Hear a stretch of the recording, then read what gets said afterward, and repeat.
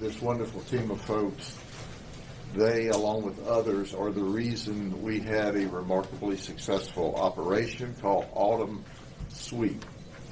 We were joined by One More Child, Heartland for Children, DCF, Lake Wells Police, Devonport Police, Clearmont Police, Auburndale Police, St. Cloud Police, Winter Haven Fire Rescue, Lakeland Police, Haines City Police, Winter Haven Police, Haines City Police, Marion County Sheriff's Office, Lake County Sheriff's Office, Tampa Police, and the State Attorney's Office.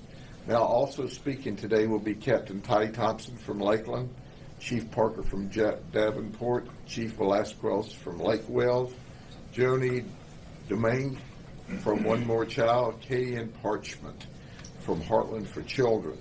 I'm going to give a brief overview of what occurred, and then we're going to focus on a couple of topics. We focus on going after the human trafficking operations, and we understand that there are live victims that we're trying to rescue every day, and then we culminate with an operation such as this with our partners. And the only reason we can be successful is because of the number of partners that we have. This operation began on October 2nd, and it only lasted 5 days because of the hurricane, so we had to cut it off early, and despite that, we made 157 arrests, 47 prostitutes, 96 Johns, and 14 for a variety of other charges. We arrested one for human trafficking. Usually it's remarkably difficult to find the human trafficker, but we did this time. We also rescued 4 potential victims of human trafficking that admitted it up front. Now, our wonderful NGOs that are here today will follow up with all of these people, because after creating a relationship and partnership, usually they identify others who, once they become accustomed to the NGOs and see that they're there to help them, may also be noticed. But we are excited that we were able to rescue 4 potential victims of human trafficking. Now, this is such a popular thing in Florida. You know, you come to Florida on vacation. A lot of people want to leave on probation, and this time was was not different than any other time. People came from 9 other states in order to be arrested in Polk County, Florida. I take that as a great compliment. They were from California, New York, Nevada, Pennsylvania, North Carolina, Kentucky, Wisconsin, Georgia, Arizona, and one came to us all the way from the UK. So I don't know how our jails and lockups compare to the UK, but we have a subject matter expert now. 26 of those were married. The youngest John we arrested was 15. The oldest one was 61. We added 35 new felony charges and 201 misdemeanor charges as a result of this operation. What's interesting is that there were 327 prior felony charges that had been filed against these people. So we weren't dealing with a lot of people who just stumbled in by mistake. And there were 455 prior misdemeanor charges filed against these people. Now, these that we arrested, some of the charges included 2 counts of homicide, that are 2 people charged with homicide. Apparently those were null prost in the process, vehicle homicide, kidnapping, robbery, and an sundry of other charges. So there was some very bad people that we arrested. Now, for just a moment, I want to focus on what I think is a huge concern, and that huge concern is those that came here illegally. So I'm going to roll out a couple of things for you. First, I want you to see this chart. 25 illegal immigrants were arrested in this operation. They were from Venezuela, Cuba, Colombia, Guatemala, Honduras, and Mexico. 16% of these total arrests were people who should not even have been in this country, but they were here. And they were here because we have a federal government that enabled these criminals to come into the country and then treated them very well after the criminals came here illegally. So let me share a story with you, and then I'm going to read a quote for you and then let you see a video. The prostitutes that came here, several of them had to pay off a coyote debt. Some of them said, hey, we did it because it was easy money. Others said, well, we came here and we were illegal, we couldn't get employment, so we turned to prostitution. Some of them said, we were threatened and our family was threatened if we did not prostitute for the coyotes or for the human traffickers. So I'm going to tell you one story about one of our suspects, Maria, and that's not her real name. She's from Venezuela. She made a conscious decision to come to this country to commit crime. She flew into Mexico from Venezuela. She walked across from Juarez, Mexico, into El Paso, Texas, with her one-year-old child, where she was greeted by the Border Patrol. Did you hear what I said? She was greeted by the Border Patrol.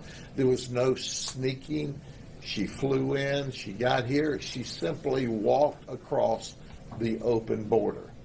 There is no border security at the southern border. Zero. It doesn't exist.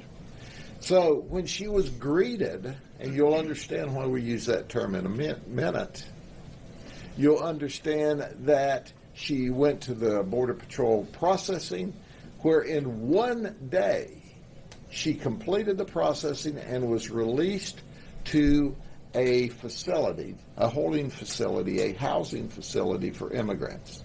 She said, I was given a DNA test to make sure that my DNA matched my child's. He was given a DEA test to make sure he was really my child. She said, once that occurred, they set me down and they told me all about the benefits that I would get in the United States. She said I was eligible and I had to fill out these forms so that I could get those benefits. She said, so I fill forms out for Medicaid, for SNAP, which is money for food. She said I was given free travel from the border to Chicago. When I got to Chicago, I couldn't find gainful employment there, so I thought, what the heck? I'll go to Florida. And then I got to fly to Florida.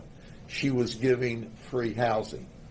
All because the United States paid for that. That's right, you, the taxpayers, got to pay for that. So this was all simply walking across the border. She said it was unbelievable to me. But let me read her quote, because understand, she walked across the border. This was not a stealthful act. And then they gave her free travel, free housing, free food, free medical care. All why people from the hurricane are still waiting for help. Let me read in English, and then we're going to play the video clip she agreed to do if we'd use another name. When I passed through immigration, they sat me down and explained to me all the benefits I was eligible for. I was told I could apply for government assistance. I could apply for health medical insurance for my son, and I could apply for food assistance.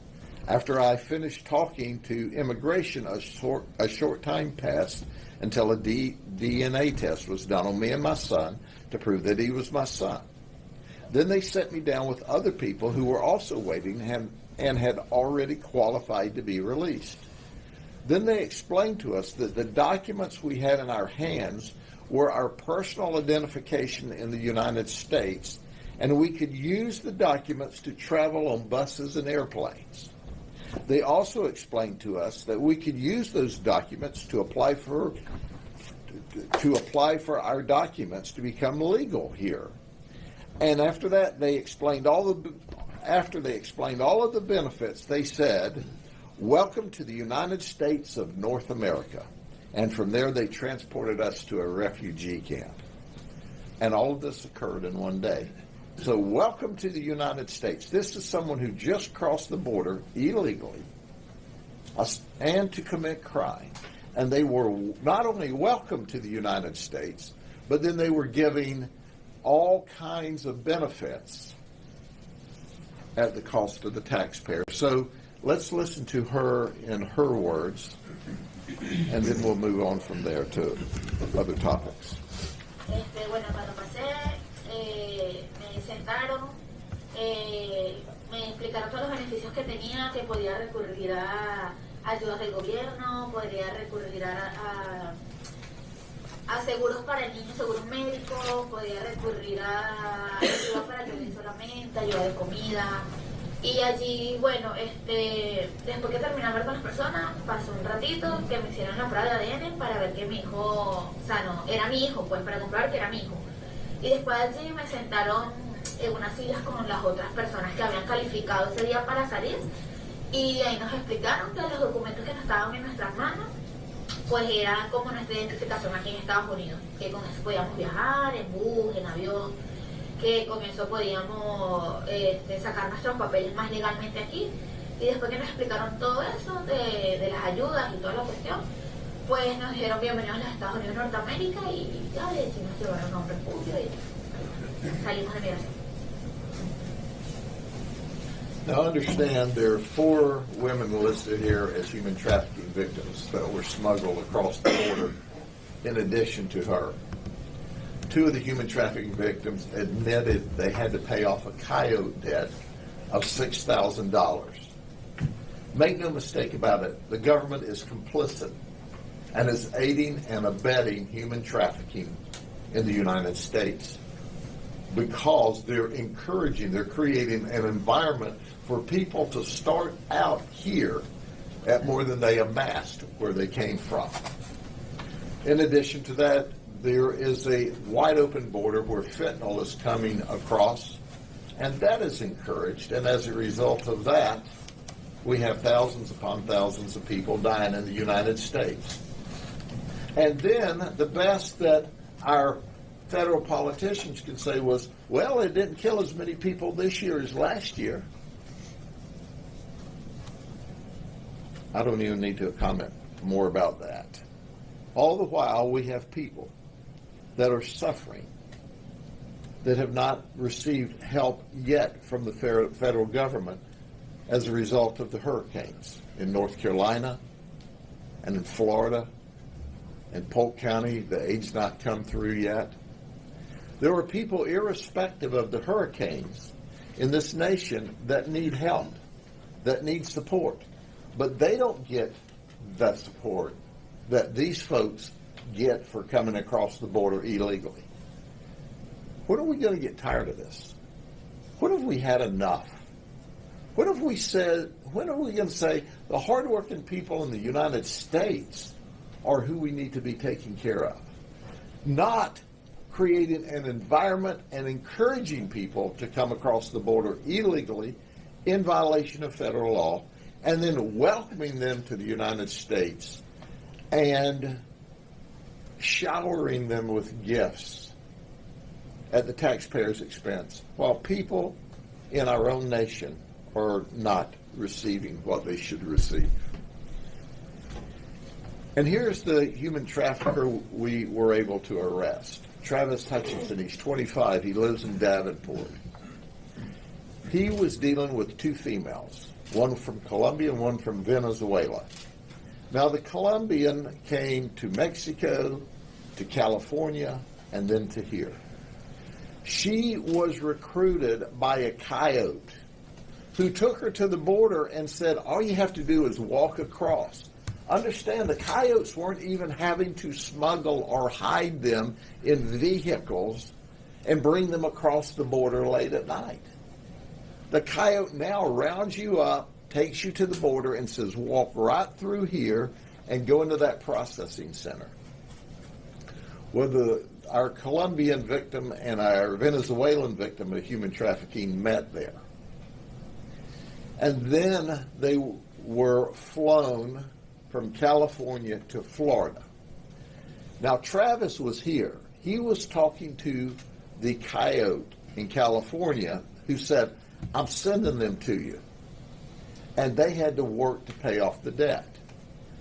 Travis would set up the appointments. They were having to turn as many as 20 tricks a day apiece in order to pay off their debt.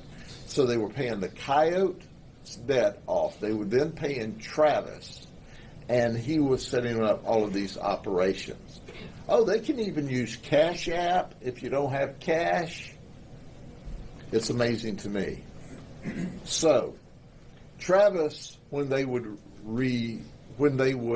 refuse or say, I'm tired, I don't want to do this anymore, he would slap and choke one of our victims and threaten them if they did not get out and go back to work. It is exciting. If this operation had only involved his arrest, it would have been a success. But let me go over a few more of the arrests. Now, what would a autumn sweep operation be? What would any of our undercover operations be where we're dealing with human trafficking, prostitution, child predators, without Disney? We always arrest Disney employees. This is Eubanus Muta. He's 28 from Davenport. He's a wood carving artist when he's not soliciting prostitution. This is Kyle Widmeyer. He's 20 from Philadelphia. He works as a custodian for Disney. He said he just moved to Florida at the end of September from Philadelphia. Well, Kyle, welcome to Florida. Welcome to Polk County. Welcome to the jail. And there's Juan Albino. He's 35. He's from Haines City. He works backstage utilities. Oh, by the way, he's married and had a wife at home. And of course, being patriotic, people wanting to have sex, there's the military members. Juan Barrio, who's 47, he's a disabled vet. He was born in Colombia. Norrell Cooper from Orlando, Navy Reserve, supply clerk. He's stationed in Jacksonville. Then there's Alejandro Parra. He's 20 from Davie, Florida. He's a paralegal in the Army, stationed in Orlando. You know what he told us? I literally do this at my job. Meaning, he processes papers for soldiers that are arrested. Well, heck, when he bonds out, he can go process his own paperwork. You know what I mean? And then I always like to point out the loyal husbands who leave their wives or fiancés at home while they have sex. So here's Lee Anthony Williams. He was arrested on Friday, October the 4th. Just before he was to get married on Tuesday, 4 days later. The fiance was out of town at the time, and hey, he had some spare time on his hands. What can you say? You know, his quote was, I hope she doesn't find out. Well, newsflash, it's going to be on every station, on social media. You know, she's going to find out. Then there's Jonathan Webster. He came all the way from the UK, from England. He was here on a 2-week vacation with his fiancée, and his fiancée thought he was going to Walmart. Well, it was a Walmart of sorts. It was a Walmart of sex, a Walmart to get caught. But Jonathan's fiancée now knows that he wasn't at Walmart.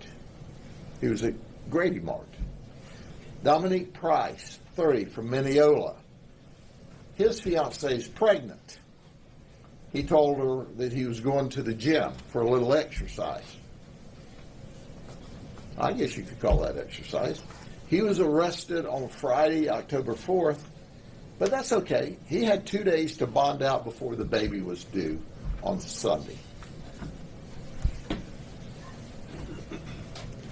And then there's always the previous sting arrest. You know, Tommy Thomas, 28, from Haines City, he was arrested in 2019. He said, hey, I had such a great time getting arrested by the sheriff's office. and the team of detectives from the police departments, I think I'll go back and get arrested again. So that's what happened. And then Jose Perez says, well, you're not by yourself. I'm 38. I'm from Haines City. And he was arrested in 2017. His wife thought he was at work. Then there's Evans Joseph Jr. He was a prostitute, not a John. He was arrested in 2022 for offering to commit prostitution. And then this was kind of one of my favorites, so I gave him his own card by himself. Darren Sandiardo, he's 43, he's from Brentwood, New York. He's a volunteer firefighter, has been for 25 years. He's here on vacation. He's married with a 5-year-old son, charged with solicitation. So, there you go. But in addition to our human trafficker, if we only made these 3 arrests, it would have been a success. Because you see, in addition to a human trafficking operations, we're also doing a child predator operation. These 3 folks traveled to the undercover location thinking they were going to have sex with a child. That's right, these are what we call pedophile or dangerous child sex predators.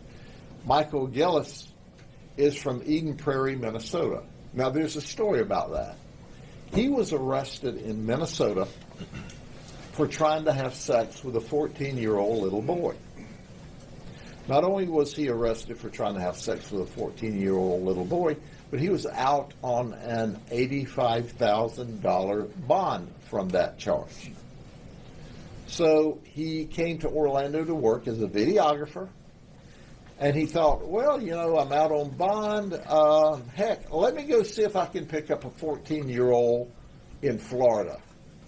And that's what he did. He showed up at our operation, and he was promptly arrested again for trying to have sex with a 14-year-old little boy, where he was put in jail on a $72,000 bond and required to have an ankle monitor. Well, you would think Minnesota would revoke his bond and say, hey, if you're out, you've got children at risk. But, you know, he hasn't been to trial yet. They haven't even revoked his bond. Minnesota's not even trying to arrest him. Now, we're working with the police up there that are working very hard to try to get him rearrested on their charges, because after all, he didn't make his October 10th court appearance in Minnesota because he was tied up here. Now he's out on a bond wearing an ankle monitor, and he can't leave the state. So I don't know how he answers to the charges up there until he answers to the charges here, but at the end of the day, he made admissions to us. Ladies and gentlemen, he is the classic example. If these child predators are not locked up, children are in danger. And you would think that he would be afraid or scared or worried from his arrest in Minnesota doing the same thing. He would at least behave for a while. No, he comes right back to Florida and does the same thing. And then there's Ezekiel Mija from Haines City. He's here illegally. So here's an example. I want the current administration, the federal government, to understand, because you encourage, because you don't have any border security, that you are not only allowing but encouraging illegal people to come into this country to commit crime, to include child sex predators. He came here illegally, and his goal was to find a 14-year-old child and have sex with her, and that's what he was trying to do if it weren't for our great detectives that stopped it. They traveled, folks. They actually showed up at a strange house in a strange community, in a strange neighborhood, in a strange county to have sex with a child. That's how dangerous. And he told them during his communication with what he thought was the 14-year-old child, you know, I could get in big trouble if I get caught. You think? Oh, by the way, did I tell you he's married with a 7-year-old daughter? And he sent his wife and daughter to North Carolina because of the threat of the storm, and he thought, hey, my wife and daughter are gone, the storm's not here yet, I'll just go see if I can have sex with a 14-year-old little girl. And then there's Brandon Orr, he's 28 from Kissimmee. He tried to have sex with a 14-year-old little girl. Newsflash, he is a lifeguard at Disney Art of Animation Resort. So he gets to be a lifeguard and sit up and look at children all day long while Disney's paying him. Did I tell you he's engaged to be married too? His wife, his future wife, can do what she wants, but I'm just thinking through this. You may want to go try to find you somebody else that's not a pedophile, not a child sex predator, because he's going to prison for a long time. We're going to do our best, because our state attorney, Brian Haas, is the very best. His team is the very best. We're going to try to put them in prison for a long time. So I'm going to start with the chiefs, and then we're going to have our NGOs speak to you for just a second.